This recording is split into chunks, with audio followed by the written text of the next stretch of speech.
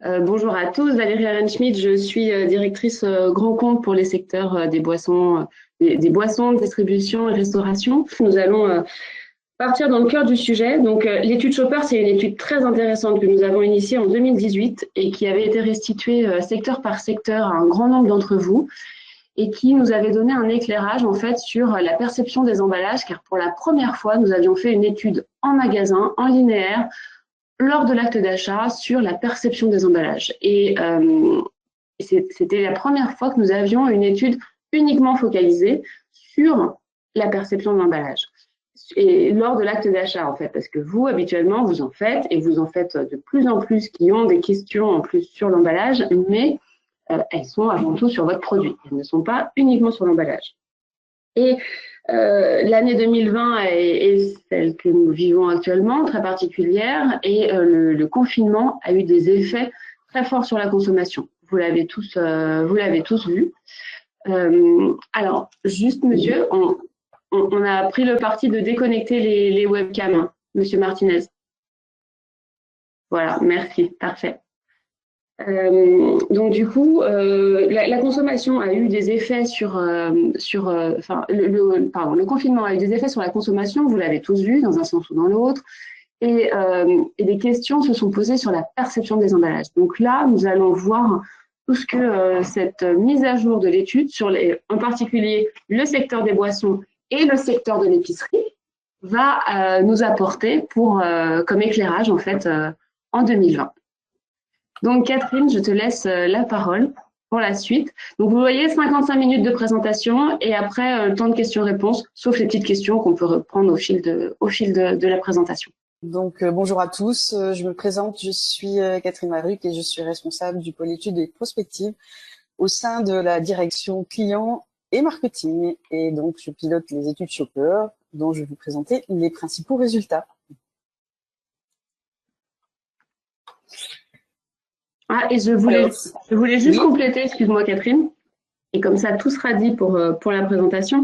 À la fin de la question, nous avons aussi une personne de l'éco-conception, Géraldine Gauvin, qui s'est connectée, qui sera avec nous et qui pourra participer aux réponses pour vous donner les réponses les plus complètes possibles.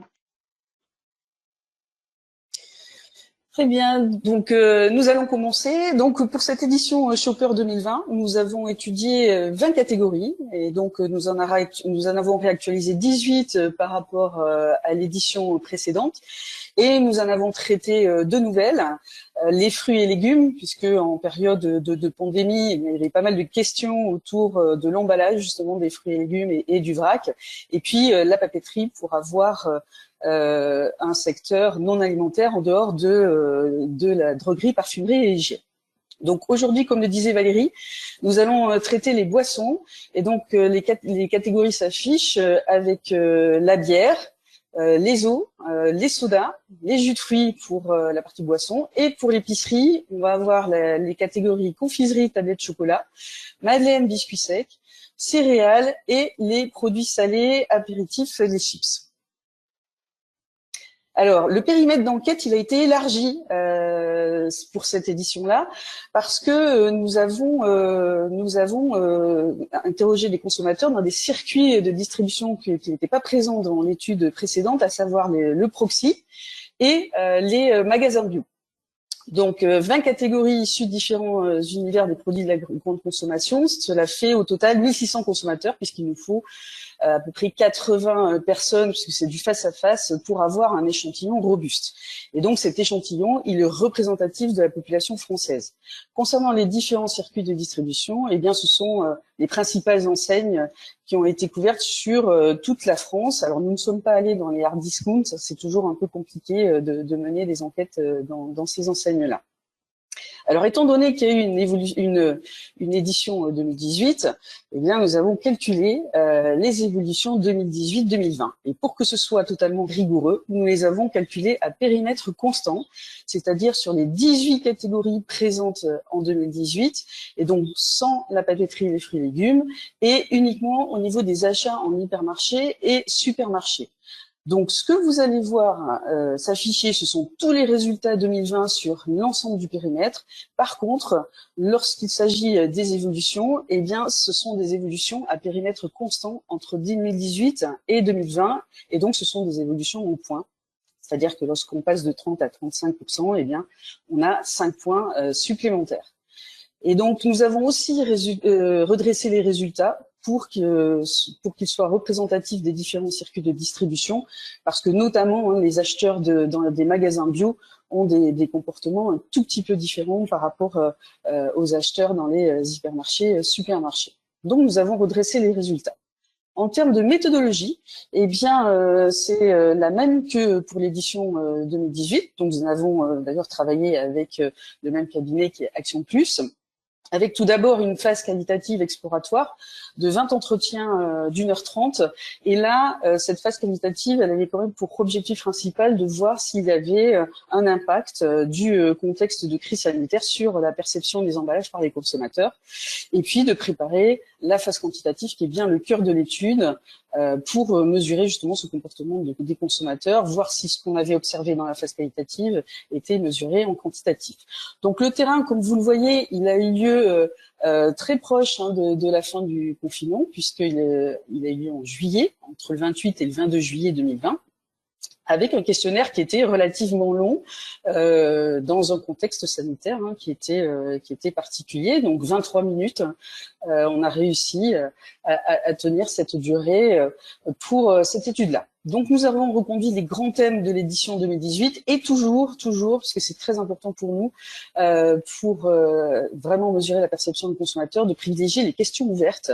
Donc beaucoup de réponses en spontané, je l'indiquerai tout au long de la présentation, qui n'ont pas donc été guidées. Alors, dans les différents thèmes que nous avons abordés, on a toujours introduit le sujet avec les critères d'achat des consommateurs, les caractéristiques d'un emballage, les critères d'un emballage respectueux de l'environnement dans le rayon et en général, et ça, ce sont un peu les questions centrales, et enfin, les évolutions perçues vis-à-vis de la prise en compte environnementale des emballages. Nous avons aussi ajouté quelques questions spécifiques autour des effets perçus qui sont liés à la Covid-19, mais quelques-unes, parce que c'est bien notre analyse, en fait, qui va permettre de mesurer tout l'impact de cette période de pandémie. Et nous avons également fait un petit focus sur le vrac. Donc, sans plus attendre, je vais vous présenter les grands enseignements de l'étude.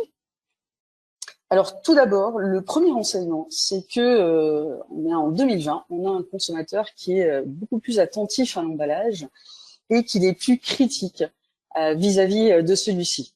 Alors, le consommateur, pourquoi est-ce qu'on dit qu'il est plus attentif? Eh bien, tout simplement parce que lorsqu'on lui demande pour lui qu'est-ce qu'un emballage, est-ce que c'est l'emballage intérieur, extérieur? Eh bien, vous voyez, on a 7 consommateurs sur 10 qui vont vous répondre que ce sont les deux à la fois, l'emballage extérieur et intérieur. Et ça, c'est une véritable évolution par rapport à l'année 2018 où on avait en majorité uniquement l'emballage extérieur.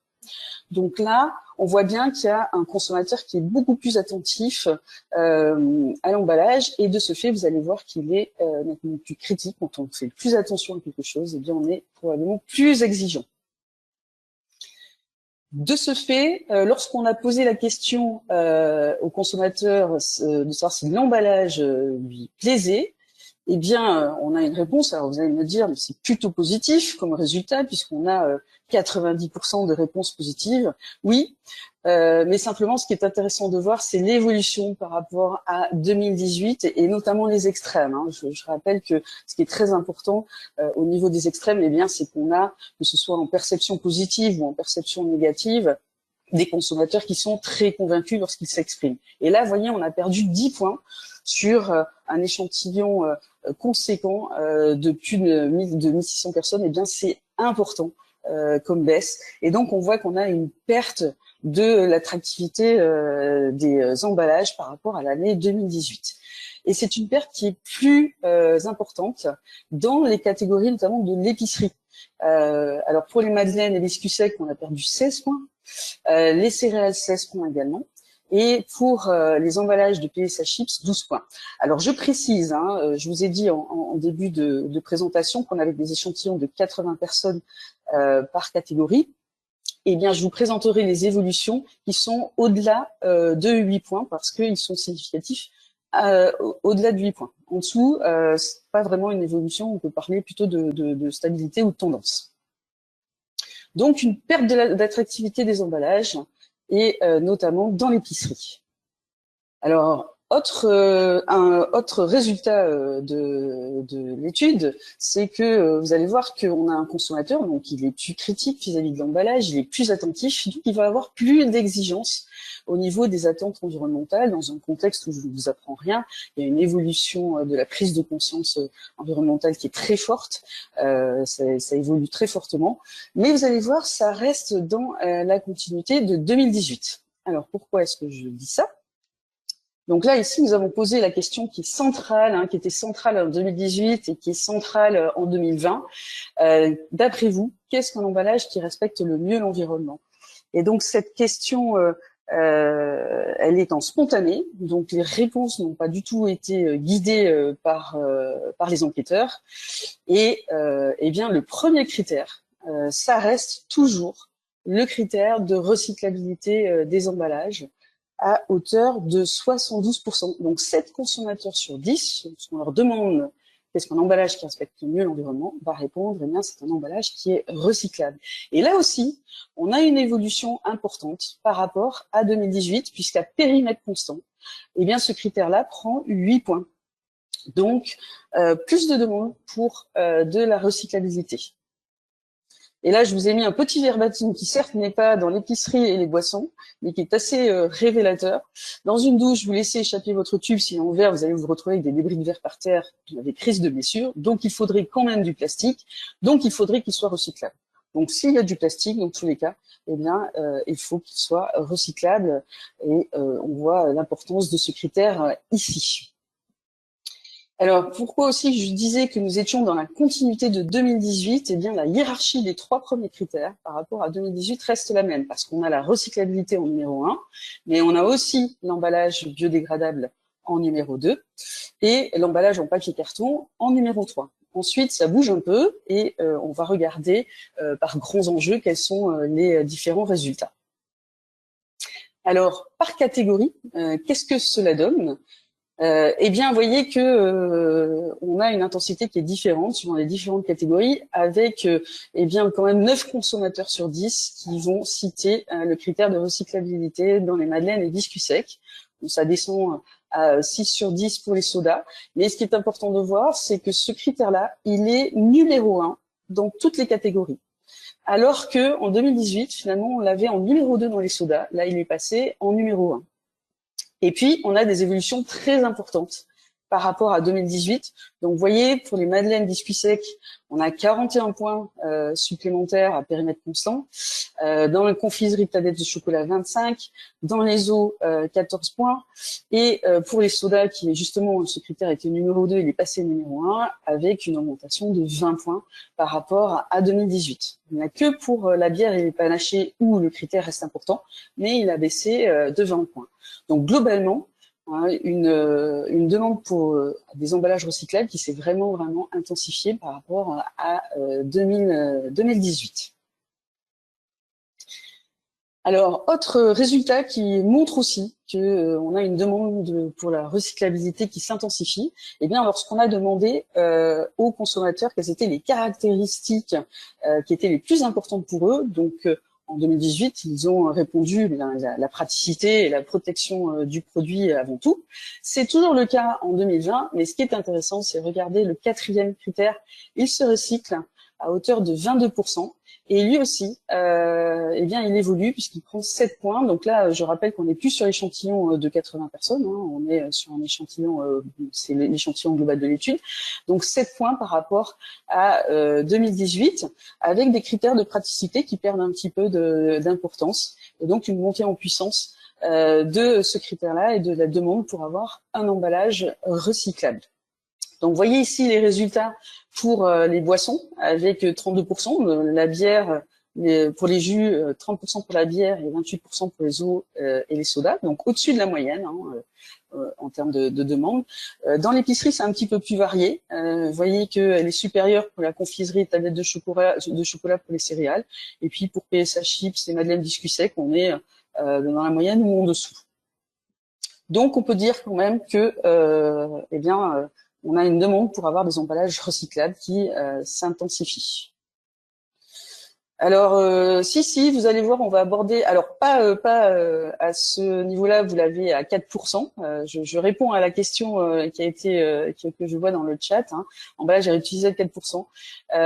Mais justement, on va faire un focus sur la réutilisation. Si vous avez vu les résultats précédents, vous voyez, on peut le réutiliser 24%.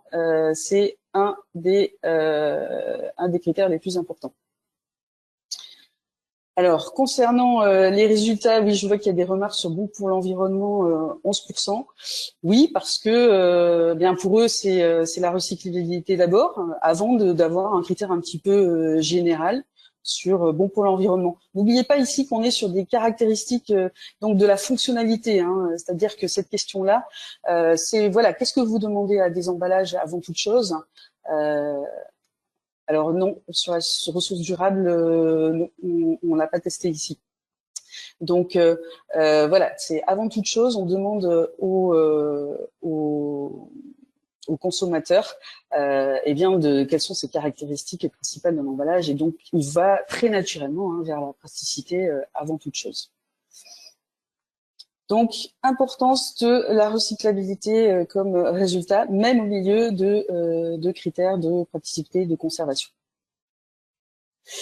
Alors, concernant la perception des matériaux, puisque c'était quand même une question qu'on se posait en période de pandémie, est-ce qu'on a, est-ce qu'il y a un retour en grâce du plastique? Est-ce qu'on veut du tout emballé?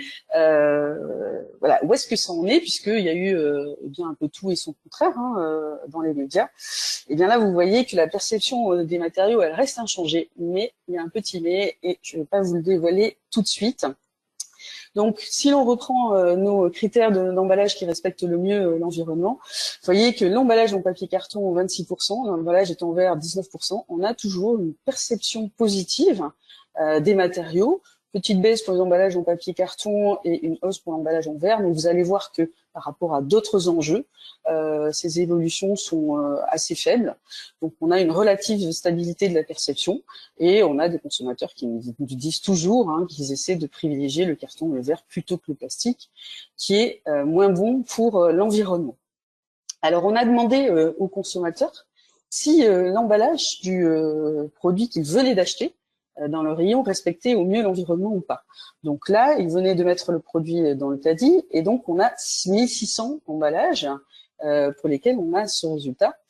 Et donc vous voyez, il s'affiche ici, on a 47% de perception positive et donc une tendance un petit peu plus vers la perception négative avec 53% de perception entre le non pas tellement et le non pas du tout. Alors, ce qui est intéressant de voir aussi, c'est que vous voyez, on reste toujours attentif aux extrêmes. Sur le oui tout à fait, on perd 8 points, 2 points sur le oui plutôt. Donc, on a quand même 10 points de moins par rapport à périmètre constant, par rapport à l'édition précédente. Donc, on voit bien qu'il y a quand même une critique de l'emballage sur le plan de l'environnement qui se dessine.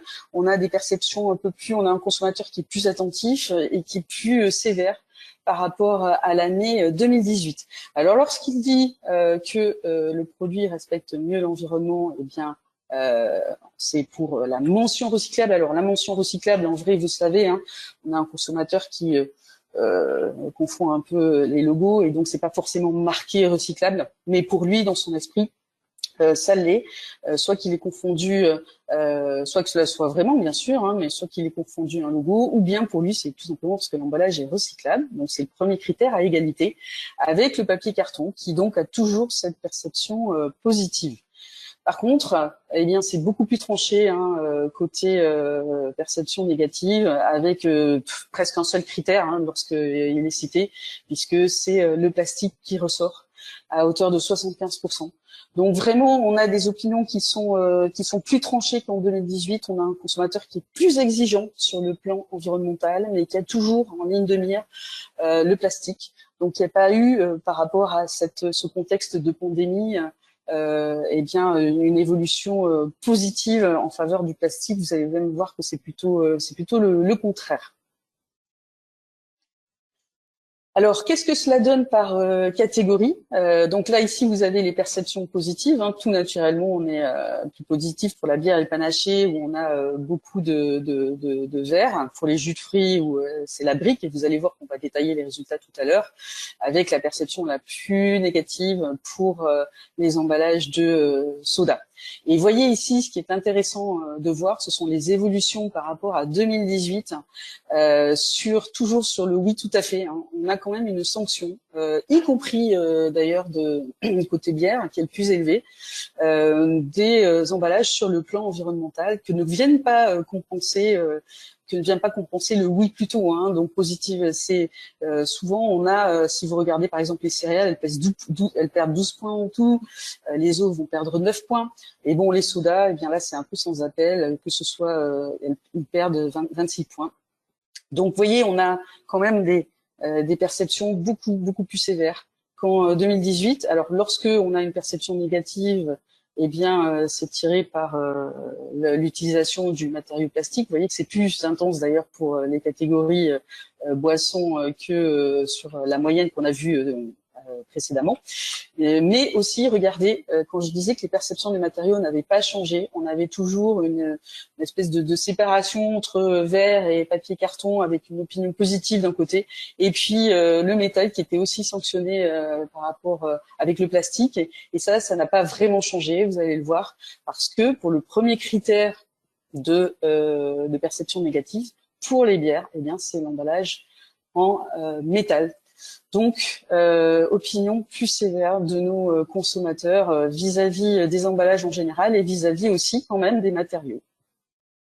Alors, je parlais des exemples. Ce sont des exemples qu'on a vus en 2018. Donc, vous voyez, pour la bière, eh bien, on a toujours cette différence très importante entre la bouteille de verre, qui a toujours une perception extrêmement positive de la part du consommateur, et puis la canette qui recueille une minorité de perceptions positives de la part du consommateur. Sur l'eau, on avait testé la perception de la bouteille en verre, qui recueille pareil, une perception positive, mais un petit peu moins que pour la bière. Par contre, la bouteille d'eau en plastique a perdu 14 points par rapport à 2018. Donc là aussi, on a une dégradation de la perception de la bouteille d'eau en plastique. Pour les sodas, vous avez vu tout à l'heure que, on avait un emballage qui était un peu sanctionné sur le plan environnemental. Vous le voyez ici dans le détail, avec peu d'opinions positives, que ce soit pour la bouteille ou que ce soit pour la canette. La canette n'a toujours pas regagné de points par rapport à 2018. Concernant la catégorie des jus de fruits, là vous voyez également qu'il y a une différence qu'on avait vue déjà en 2018 entre la brique et la bouteille en plastique. Par contre, regardez, la brique aussi a perdu des points par rapport à 2018. Donc toujours cette perception beaucoup plus sévère vis-à-vis des matériaux, même ceux qui étaient les mieux perçus en 2018. Pour l'emballage de chocolat, on a toujours un emballage type plastique qui est toujours pas apprécié, au contraire de l'emballage type papier que vous voyez ici, mais avec quand même une perte de points, toujours pareil, une petite sévérisation par rapport à 2018 sur ce type d'emballage. Et là, je pense que ça se passe de commentaires aussi sur tout ce qui est confiserie, donc la boîte de bonbons ou le sachet de bonbons, eh bien ils sont vraiment sanctionnés par le consommateur, qui sanctionne le plastique et peut-être beaucoup plus, de manière plus importante que en 2018. Alors justement, hein, c'était une des questions qu'on se posait. Est-ce que en fait il y a un effet Covid sur la perception des emballages ou des matériaux? Donc on a demandé en fait si pour le consommateur, eh bien en raison du Covid, on estimait qu'il y avait un emballage plus transmetteur de bactéries, que ce soit bactéries ou virus, hein, pour le consommateur. En gros derrière c'est maladie. Eh bien on voit qu'il y a un tiers des consommateurs qui estiment que l'emballage est plus transmetteur plus souvent qu'avant de bactéries par rapport par rapport à avant. Alors on peut voir le verre à moitié vide, à moitié plein, c'est un tiers, c'est quand même un tiers, donc c'est pas négligeable. Après, il n'y a pas eu de raz-de-marée sur cette question, comme on aurait pu peut-être s'y attendre. Voilà, donc quand même un tiers des consommateurs qui estiment que on a des emballages qui sont un peu plus transmetteurs qu'avant.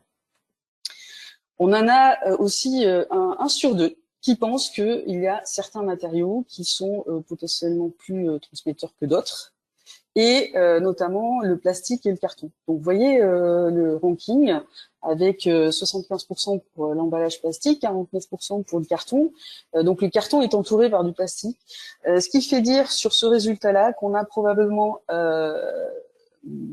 plus un effet de la médiatisation sur eh bien, le virus qui reste plus ou moins longtemps sur les emballages que sur une perception matériaux qui existait avant le Covid tout simplement.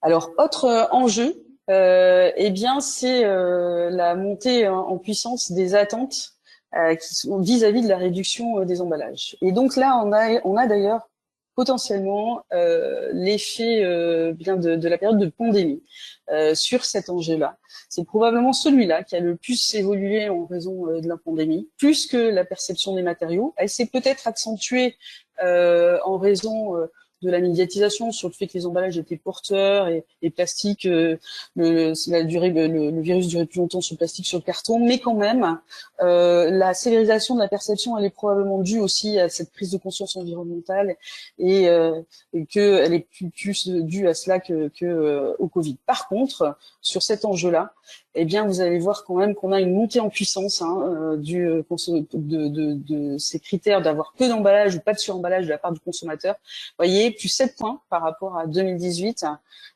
plus 13 points par rapport à 2018 sur le suremballage. Donc, c'était un enjeu qu'on avait vu émergent en 2018, qu'on avait vu beaucoup plus important lorsqu'on a fait notre étude sur le luxe et qui là est avéré en 2020. Alors, je vous ai mis justement des verbatims qui montrent qu'il y a peut-être aussi là, cette fois-ci, un effet Covid sur la perception. Donc, le premier verbatim, finalement, il est assez classique, on l'a déjà entendu. Première chose qu'on fait quand on rentre des courses, c'est enlever les suremballages et les jeter. Alors, à quoi ça sert de les mettre? Par contre, le deuxième, vous voyez, il est quand même assez spécifique. Quand on a été confiné, j'ai bien vu ce qu'il fallait jeter tous les 3 jours dans ce grand sac en papier. Il fallait vraiment le faire souvent, ça débordait facilement. Je me disais, bon sang, qu'est-ce qu'on en a? Qu'est-ce qu'on en a produit chacun? Je me suis dit que c'était un peu fou. Je me suis dit qu'on ne pouvait pas continuer comme ça. Donc, le fait que les consommateurs soient restés à la maison, probablement, justement, a accentué cette demande pour avoir moins d'emballage. Alors, si on regarde catégorie par catégorie, le fait d'avoir peu d'emballage, eh bien, on a c'est un critère qui est plus important pour les consommateurs qui étaient interrogés dans le rayon céréales.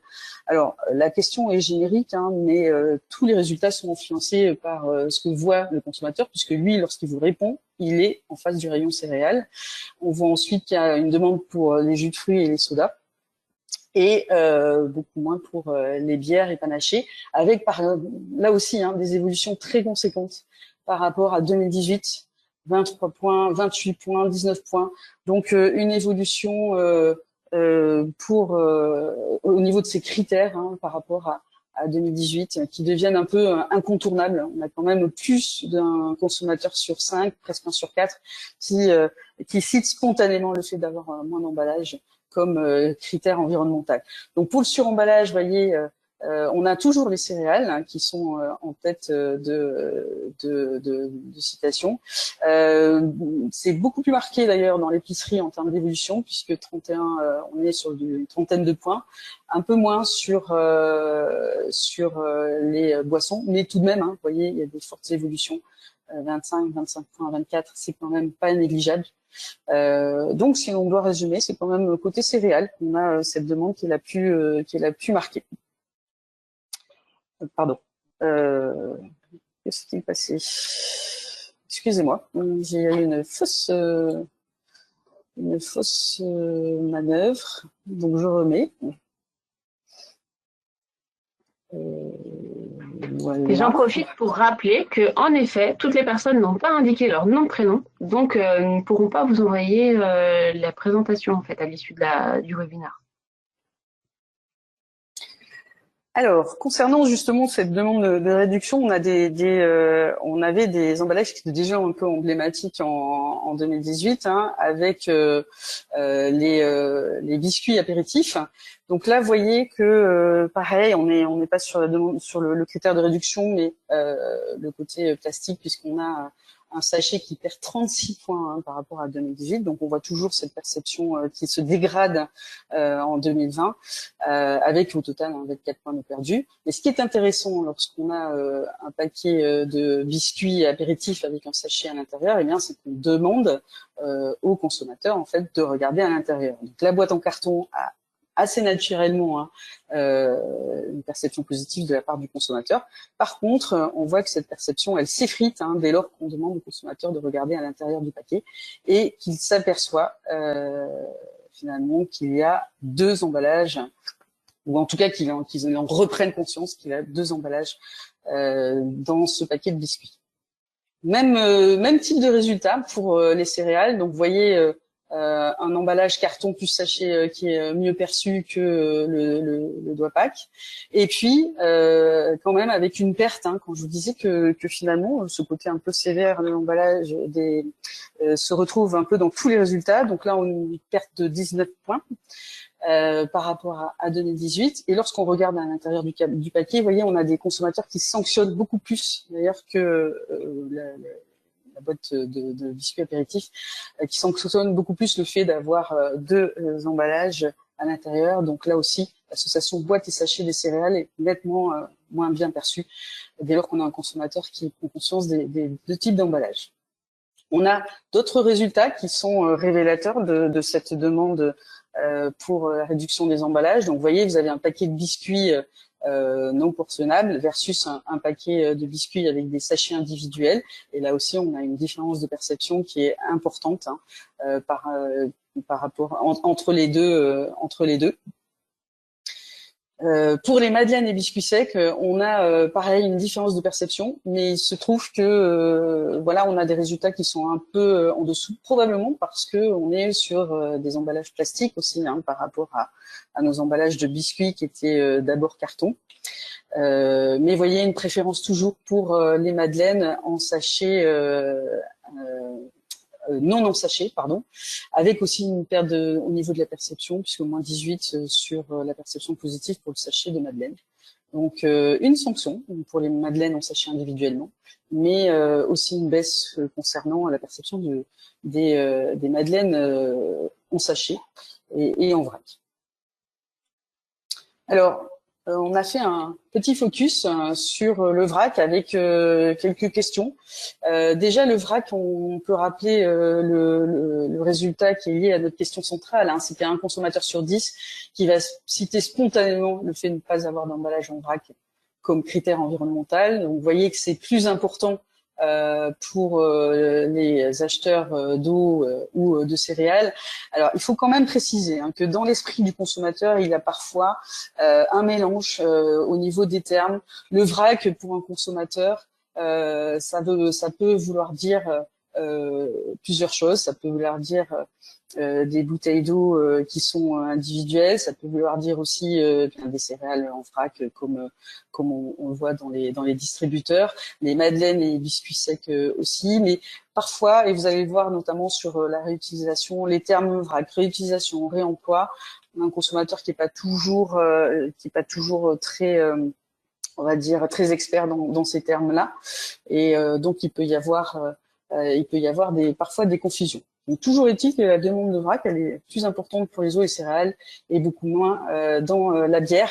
Et là, on avait posé la question qui nous intéressait justement dans cette période de pandémie, c'est est-ce que finalement les fruits et légumes, s'ils sont emballés, est-ce que ça vous incite à l'achat? Et donc c'était juste post-confinement, hein, je vous rappelle. Eh bien, on a 3 consommateurs sur 10 qui dit que oui. Donc, on a quand même une majorité de gens qui préfèrent que les fruits et légumes ne soient pas emballés, même en période de pandémie. Donc, on a quand même une préférence pour le vrac. Après, ce qui est intéressant de voir, c'est pourquoi on ne veut pas de fruits et légumes déjà emballés. Et donc, vous voyez que le premier résultat, c'est le fait que ça rajoute un emballage de plus. Donc, on est vraiment sur l'emballage supplémentaire. Et le deuxième critère, c'est le fait de ne pas choisir la quantité qu'on veut, de ne pas pouvoir choisir. Pour ceux qui ont dit oui, eh bien, c'est une question de rapidité. Et on n'a pas sélectionné soi-même les produits et l'hygiène, mais qui n'est pas finalement le premier critère qui est cité par les consommateurs. Donc, un tiers de consommateurs qui vous disent oui, et sur ce tiers, eh bien, il y en a 32% qui vous disent que c'est pour des questions d'hygiène. Et dans un contexte Covid, ça rassure que les produits soient déjà emballés. Donc, quand même, une majorité de consommateurs qui préfèrent les achats de fruits et légumes en vrac. Et puis on a testé aussi le vrac avec des produits type graines ou céréales. Eh bien, on a pareil un tiers des consommateurs qui achètent des graines ou céréales en vrac. Donc bon, beaucoup plus évidemment dans les magasins bio. Lorsqu'ils achètent en vrac, eh bien c'est pour des raisons de juste quantité. Et puis quand même, vous voyez, hein, la deuxième raison, c'est d'éviter l'utilisation de trop d'emballage. Et dans le pourquoi non, eh bien c'est plus une question d'offre. Hein. C'est tout simplement, bon, moi j'achète pas vraiment de produits en vrac et puis il n'existe pas sur les catégories de produits que je consomme.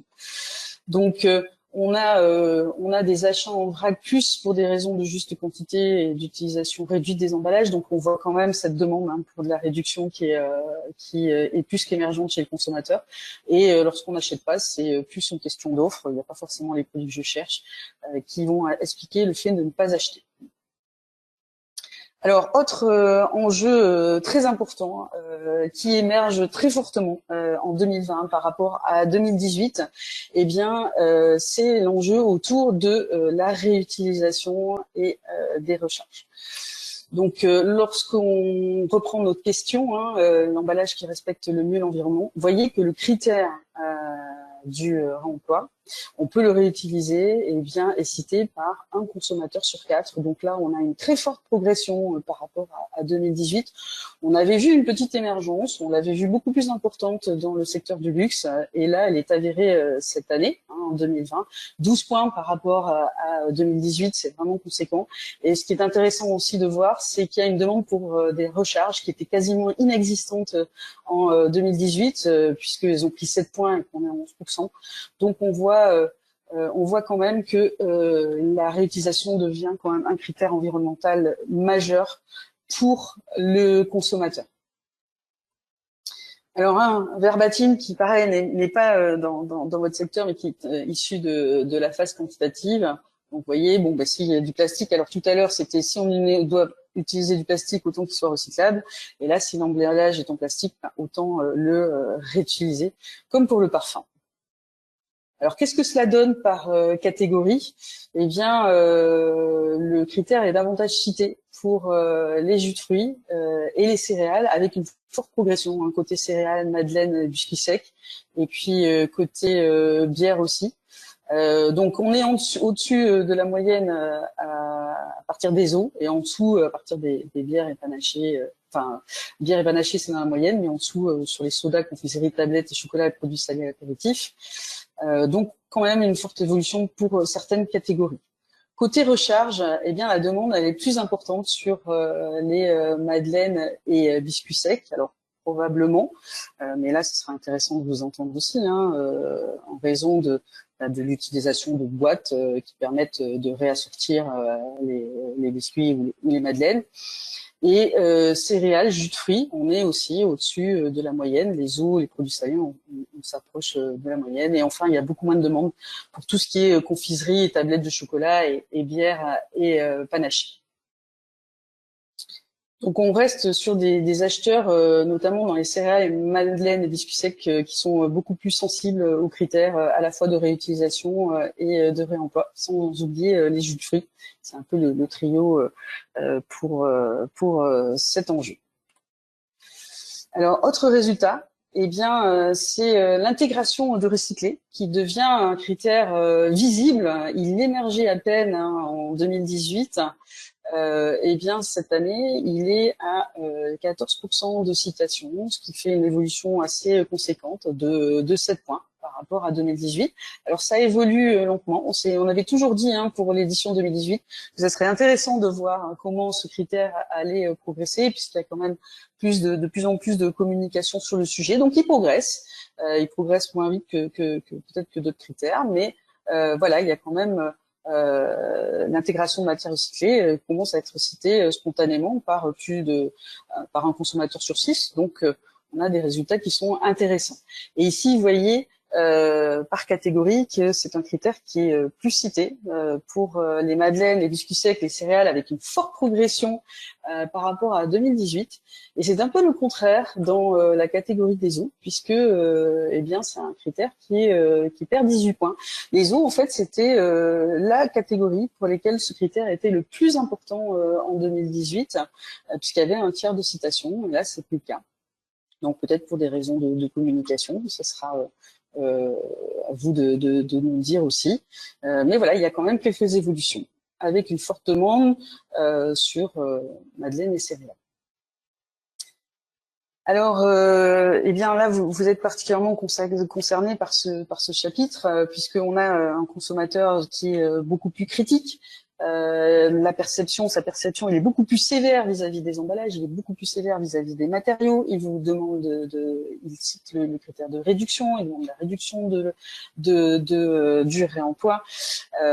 Donc, eh bien, on va voir aussi si ces attentes-là sont satisfaites ou pas. Eh bien, comme en 2018, on peut pas dire que, en tout cas, le consommateur les ait perçus, parce que on a 8 consommateurs sur 10 qui n'a pas le sentiment que les emballages ont évolué dans le sens d'une prise en considération de l'environnement. Alors, ça peut être un peu paradoxal, puisque on a des consommateurs qui sont plus attentifs, mais pour autant, ils ne voient pas forcément les évolutions. Il y en a 2% sur l'ensemble des consommateurs qui vous disent que oui, les emballages ont vraiment évolué. Donc c'est vraiment faible. On a toujours un consommateur qui ne voit pas ce qui se passe en matière d'évolution des emballages. Alors si on regarde le détail par catégorie, on retrouve les lessives qui étaient en tête, toujours de manière assez marquée devant. Mais cette année, ce sont plutôt les surgelés pour lesquels les consommateurs ont le plus remarqué d'évolution. Pour les catégories qui nous intéressent aujourd'hui, eh bien, vous voyez que c'est dans la confiserie et tablette de chocolat que les consommateurs ont perçu ces évolutions, ainsi que dans les eaux. Et puis ensuite, ça baisse, vous voyez, très peu en tout cas de perception. On est bien d'accord qu'il y a des efforts d'éco-conception qui sont réalisés dans toutes ces catégories-là, mais on a toujours un consommateur qui a du mal à l'avoir, qui a du mal à voir toutes ces évolutions-là, dès lors que on communique pas forcément, ou alors parce que il n'est pas forcément pour lui, ce sont pas forcément des évolutions par rapport à ce qu'il observe. Et en tout cas, c'est toujours le cas, ce sont des standards, lorsque les emballages sont des standards de marché, qu'on a un consommateur qui remarque tous ces efforts-là. Alors, il n'a pas remarqué d'évolution, vous avez vu qu'il a des fortes attentes, et donc je pense que là, vous n'allez pas être très surpris du résultat de cette question. Donc, on a demandé aux consommateurs à qui c'était à qui cela revenait d'agir en priorité. Eh bien, sans trop de surprise, vous êtes particulièrement concernés, puisque 7 consommateurs sur 10, donc là on est bien sur du spontané, on n'a pas du tout guidé les réponses. Pour 7 consommateurs sur 10, c'est bien aux fabricants de produits de consommation et aux industriels et aux marques à agir. Voilà, c'est une tendance qu'on avait vu marquer aussi dans le secteur du luxe. En gros, on a un consommateur qui compte bien sur vous pour agir et pour que de toute façon l'environnement soit pris en compte. On avait vu dans le secteur du luxe que c'était il y avait une citation qui était assez emblématique pour décharger, pour libérer la charge mentale. Voilà, donc un consommateur qui compte quand même beaucoup plus sur vous que sur lui-même pour agir sur le plan environnemental. Alors ce qui est intéressant aussi, c'est le je ne sais pas. Il y a quand même un quart des consommateurs qui ne sait pas trop à qui cela revient d'agir pour réduire le niveau d'emballage. Alors, on a un consommateur qui a des attentes. Eh bien, quelles sont ces attentes et quelles sont les actions qu'ils aimeraient en fait voir menées, qui seront le plus incitatives à l'achat? Eh bien, vous voyez que c'est avant tout le fait d'avoir moins de plastique. C'est ce qu'ils demandent. C'est ce qu'ils vous demandent. On retrouve le fait d'avoir des emballages recyclables et puis la réduction des emballages, la disparition de sur-emballage, de tout emballage entourant un lot de plusieurs produits, moindre quantité d'emballage pour un produit donné. Voilà, on a cette demande que l'on retrouve au niveau des enjeux que l'on avait notés tout au long de cette étude. Alors, qu'est-ce que cela donne pour vos catégories? Ah oui, alors avant, j'aimerais quand même vous faire part de ce verbatim qui est quand même assez emblématique finalement de ce que disent les consommateurs. Donc là, ça vient de la phase qualitative. J'aimerais tellement qu'il y ait une prise de conscience, un engagement de la part de grandes marques d'enlever ces emballages superflus, qu'il y ait vraiment une étude sur le sujet et à la limite qu'ils le communiquent. Et j'achèterais peut-être même ces produits, alors même que ce n'est pas la marque que j'achète habituellement. S'il y avait un vrai engagement pour un grand groupe, vraiment, il faudrait qu'ils communiquent parce que c'est important, c'est de la responsabilité sociale et environnementale. Je pense que je m'engagerai avec eux. Donc, il y a un effet d'entraînement, en tout cas, c'est ce que dit ce consommateur-là, à partir du moment où les industriels agissent. Mais encore une fois, c'est aussi à partir du moment où lui en prend conscience parce que, voilà, il dit que il faudrait lui communiquer. Donc, il n'est pas vraiment au courant de ce qui se passe. Pour vos catégories, alors dans les eaux, les sodas et pour les produits apéritifs, eh bien le fait d'avoir moins de plastique, c'est le premier critère qui est cité dans ces catégories-là. Pour les jus, les confiseries, tablettes de chocolat, madeleine, biscuits secs et céréales, eh bien c'est le fait d'avoir des emballages recyclables. Et puis pour les bières, c'est le fait d'avoir plus d'emballages fabriqués avec de la matière recyclée. Donc ça, ça tombe bien puisque dans la bière il y a quand même du verre, du carton et du métal. Donc on a ce qui montre aussi un consommateur qui ne connaît pas, ne sait pas toujours quels sont les process. Et voilà les résultats pour ces différentes catégories. Du coup, en synthèse, ce que l'on peut dire, c'est qu'on a un consommateur qui est beaucoup plus attentif, qui est plus exigeant vis-à-vis des emballages. Mais globalement, sur un plan environnemental, on a vu des jugements très sévères. Alors là, c'est pas sur vos catégories, mais par exemple dans la catégorie des déodorants, qui montrent qu'en fait, cela va au-delà de l'emballage, mais probablement qu'il y a une préoccupation environnementale plus importante sur des emballages qui sont sur l'eau en bouteille, par exemple aussi, on a des perceptions qui se sont un peu durcies. Donc voilà, il y a une préoccupation environnementale qui va aussi guider eh bien les exigences du consommateur. Vous l'avez vu, il y a une perception beaucoup plus sévère vis-à-vis des emballages et quels que soient les matériaux, même les mieux perçus peuvent perdre des opinions positives. Et finalement, la période de confinement et même post-confinement n'a pas entraîné dans l'esprit du consommateur un retour en grâce des emballages. D'ailleurs, elle a probablement accentué plutôt la perception d'un trop d'emballage. Elle a peut-être accentué la perception négative sur le plastique, sur lequel on a dit que on avait un virus qui restait plus longtemps. Mais voilà, c'est surtout cette perception de trop d'emballage qui a probablement été accentuée en période de confinement. De ce fait-là, on a des enjeux qui étaient émergents en 2018 qui sont vraiment confirmés en 2020 autour de la réduction des emballages, autour de la réutilisation et autour des recharges. Et on a un consommateur, mais je pense que ça vous le savez, qui vous attend et qui vous demande d'avoir moins de plastique, plus de recyclabilité, moins d'emballage. Donc, ouais, ce sont les attentes et ils comptent vraiment sur vous finalement pour la prise en compte environnementale des emballages. Donc, cette étude-là, eh bien, elle a été faite aussi pour voilà pour vous éclairer et aussi vous passer un certain nombre de messages et notamment voilà, il est important de continuer sur l'éco-conception, soit de commencer ou de poursuivre et avec ces règles d'or, hein, vous voyez, qui correspondent parfaitement aux attentes des consommateurs, le fait de réduire les emballages, la réduction à la source, de développer la recyclabilité des emballages et de favoriser aussi des nouveaux usages avec la réutilisation pour voilà, pour répondre aussi aux attentes des consommateurs. Voilà ce que l'on peut dire des principaux résultats de cette étude-là. Donc maintenant, je propose peut-être de passer aux questions-réponses. Oui, alors Catherine, nous avons plusieurs questions, certaines que j'ai gardées pour la fin. J'ai répondu à certaines questions dans le fil chatter. Alors, on va peut-être commencer par une question là qui vient juste de tomber, de Lauriane Lubert, qui parle des magasins bio qui sont intégrés dans le Tout à fait. tunnel cette année. Oui, cette année. Est-ce qu'on peut en dire, on peut en sortir une tendance à part ou pas? Pouvez-vous nous en dire un mot hors vrac?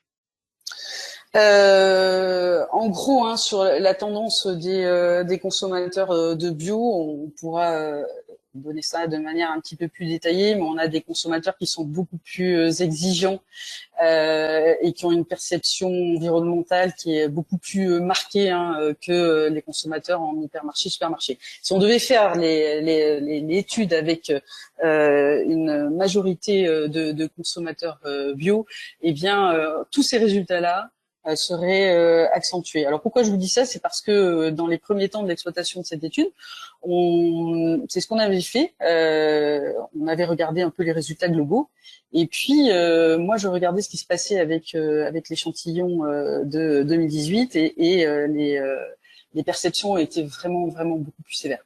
Beaucoup plus sévère. Donc de toute façon, on aurait tordu les résultats si on avait pris en compte notre échantillon de consommateurs de magasins bio, parce qu'il était supérieur au poids des magasins bio. Mais pour avoir des résultats robustes, il fallait à minima 10%. Donc on a redressé les résultats et vraiment la tendance c'est plus d'exigence.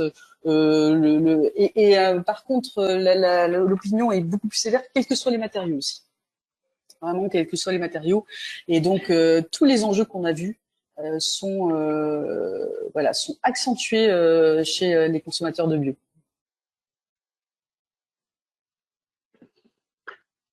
Ok, je vais reprendre du coup les questions du début. Alors, il y avait une première question au début à laquelle je n'ai pas répondu. C'était dans les premiers slides que tu as montrés sur les items de choix, les premiers critères. Oui. Il y a une question sur le fait qu'il n'y avait pas de critères sur les emballages issus de ressources renouvelables ou principalement de labels avec FSC, par exemple du papier FSC, etc. Du carton FSC. Non, c'est vrai. C'était encore avant, ouais, c'était vraiment au début. C'est pas la... Oui, c'est ça. C'est ici, je pense. Hein, c'est ici? C'était Julien Martinez qui posait la question. Non, on n'a pas testé l'emballage issu de matières renouvelables. C'est pour information, hein, cette question-là. On l'avait élaborée à la suite du premier CALI de 2018. Et donc cette question, c'est la même que lors de l'édition précédente. Donc c'est vrai qu'on n'a pas changé en ajoutant un autre thème. Mais bon, je note parce qu'on s'améliore toujours d'une édition à une autre. Du coup, ce n'est pas quelque chose qu'on a testé. Ok. Ensuite, il y avait une question sur les sanctions d'Hélène Perrineau sur le fait de se dire est-ce que la perception négative de certains emballages est assortie d'une sanction à l'acte d'achat, par exemple. Alors c'est toujours la question qui est un peu récurrente. Pas forcément. Pas forcément, parce que on a un consommateur qui est quand même très paradoxal. D'ailleurs, c'est bien pour ça qu'il compte sur vous pour faire pour améliorer la perception environnementale des emballages, parce que lui, il va pas forcément changer ses critères d'achat, qui restent quand même toujours le goût, la marque, le prix, les habitudes. Ça n'a jamais changé, même s'il y a une demande pour faire attention à l'emballage. Donc non, on a un consommateur qui a une demande environnementale qui est importante, qui va sanctionner les emballages, mais qui pour autant ne va pas forcément sanctionner les sanctionner en raison au niveau de l'achat. Par contre, ce qui peut se passer, c'est si vous avez toute une catégorie de produits pour lesquels il y a des efforts environnementaux qui sont faits et une pour lesquels il y en a pas, et bien à terme, parce qu'on voit quand même qu'on a une évolution des consciences environnementales, à terme, il pourrait y avoir une sanction de la marque. Alors c'est pas le cas forcément maintenant, mais lorsqu'on voit un peu toutes ces tendances, ça pourrait arriver. Je pense que ça a été le cas par exemple sur les dodos, ils sont tous devenus compressés. Voilà, ceux qui étaient moins compressés, ceux qui n'étaient pas compressés ont été plus sanctionnés que les autres. Donc voilà, on n'a pas à ce stade une sanction, sauf, alors là, je vais quand même mettre un bémol. On peut avoir cette sanction-là chez les consommateurs qui sont très très avertis et très très à cheval sur la prise environnementale, la prise en compte environnementale. C'est pas la majorité à l'heure actuelle, mais ce sont des signaux qu'il faut prendre en compte. Parce qu'un jour, eh bien, si la marque est la seule qui n'a pas bougé dans le domaine environnemental, elle pourra être sanctionnée par rapport à d'autres. Je ne sais pas si ça répond à votre question. En tout cas, la réponse était claire. Mais oui, n'hésitez pas, Hélène, n'hésite pas. Benoît, ce qui posait une question, en fait, c'était concernant les recharges. Bon, est-ce qu'on a une idée de la taille de la recharge et est-ce que c'était pour un usage maison ou pour un usage nomade? Sachant que là, on est sur les secteurs boissons et épicerie. Oui, donc écoutez, je peux pas vous répondre. J'ai pas la réponse à cette question. C'est cité spontanément par les consommateurs. Ils n'ont pas donné plus de précision. Donc je peux pas vous dire. Ok, une autre question de Marie Berthomé. Pourquoi ne pas avoir interrogé les consommateurs sur les pains emballés type burger et pain de mie où, pour le coup, l'emballage peut être très critiqué? Parce qu'en fait, tout simplement, il a fallu qu'on fasse des choix. C'est une catégorie qu'on n'avait pas traitée en 2018. Voilà, et donc en fait, tout simplement, c'est parce qu'à un moment donné, on doit faire des choix et on avait réfléchi d'ailleurs à cette catégorie-là, mais on a pris les fruits et légumes parce qu'on voulait rajouter deux catégories qui n'étaient pas traitées, mais effectivement on les avait identifiées, notamment vous savez qu'il y avait quand même des critiques sur ces emballages-là. Mais voilà, c'est juste une question de choix. Oui. Non, mais c'est vrai que quand on a fait le choix des catégories, là, on a vraiment réfléchi aux catégories qui pouvaient être impactées particulièrement par le confinement et par le Covid. Et c'est pour ça qu'on a rajouté les catégories qu'on a rajoutées. Et les pains burgers n'avaient pas de raison d'être particulièrement plus impactés que d'autres. Alors, une autre question à nouveau. En 2018, vous aviez posé la question de la perception des matériaux à partir de matières biosourcées. Est-ce qu'on voit une meilleure compréhension? On l'a pas testé cette année parce qu'il y a d'autres travaux en fait sur le sujet qui sont menés par ailleurs. Hein. Et de ce fait-là, c'est pour ça qu'on n'a pas traité. Là, c'était au travers des allégations environnementales. Et donc, on a fait le choix cette année parce qu'on avait beaucoup d'autres travaux sur le sujet par ailleurs, de ne pas et puis qu'on devait gagner du temps parce que je vous ai dit qu'on avait un questionnaire de 23 minutes, mais en vrai, on s'était donné la limite de 15 minutes, notamment parce que eh bien Accent Plus nous avait prévenu que vu la période de pandémie, c'était un peu plus délicat hein, de garder un consommateur dans le rayon dans une période où on vous disait que je n'avais pas trop traîné quand même. Et de ce fait-là, donc on a fait là aussi des choix, même si finalement on se retrouve aussi avec un questionnaire très long. Donc on n'a pas traité parce qu'on a d'autres informations sur le sujet avec d'autres travaux. Et là, dans ce cas-là, je pourrais vous renvoyer vers mes collègues. Ils sont peut-être là d'ailleurs. Ok. Une petite question sur le lait. Est-ce que on a un détail entre les laits et les laits végétaux dans la catégorie de lait? On n'a pas traité le lait cette année. Autre question, est-ce qu'on a les profils des personnes interrogées? Oui, tout à fait. On a à chaque fois, hein, on a toujours les critères de sélection et oui, il y a aucun problème. On a même les profils au travers on a même les profils environnementaux de ces personnes-là. Mais là, je les ai pas. Hein, ce sont des tableaux en fait, on les a pas du tout on les a pas traités et mis en forme. Mais oui, donc si vous me dites quels critères vous intéressent en particulier, il y a aucun problème. Ok. Mais ça, on le publie pas dans la synthèse en revanche. C'est vraiment, s'il y a des questions, on va retraiter les données.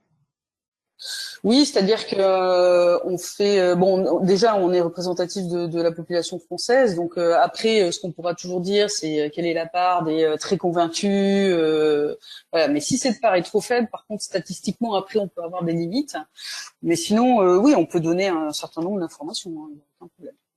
Mais effectivement ça figurera pas dans la synthèse. Ok, alors pour compléter encore une fois la réponse à Lauriane Dubert sur l'information dont tu parlais, là, sur les autres travaux qu'on a en cours sur les allégations environnementales en particulier, l'ensemble de nos travaux sont publiés sur le portail client.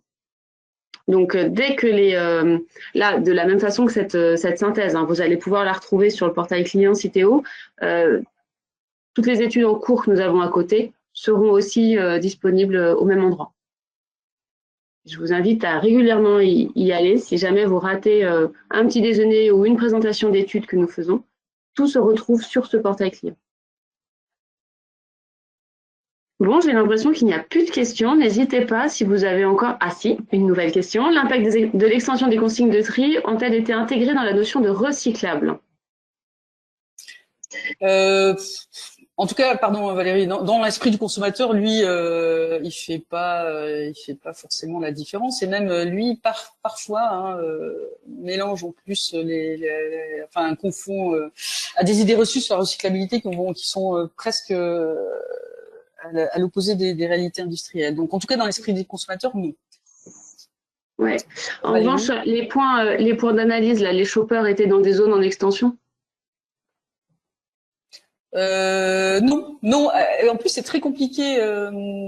Ça peut être compliqué avec les zones de chalandise, Oui, entre un magasin, bien sûr. Entre un magasin et oui, oui, où est situé le magasin par rapport à l'habitant? Est-ce que lui, son territoire est en extension ou pas? On est d'accord. Exactement. Et puis, il y avait 7 consommateurs sur 10. Ça veut bien dire que de toute façon, pour lui, ce sont tous les emballages en plastique. Hein. Mm-hmm. Ok.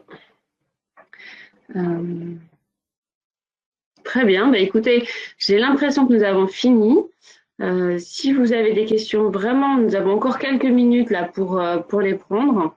Mais sinon, nous allons vous souhaiter une bonne journée. Merci beaucoup en tout cas pour votre présence. Écoute, merci pour ta présentation, Catherine. Merci à toi. pour avoir animé aussi cette présentation. Comme tu le disais, hein, s'il y a des questions complémentaires à la suite, il y a pas de problème.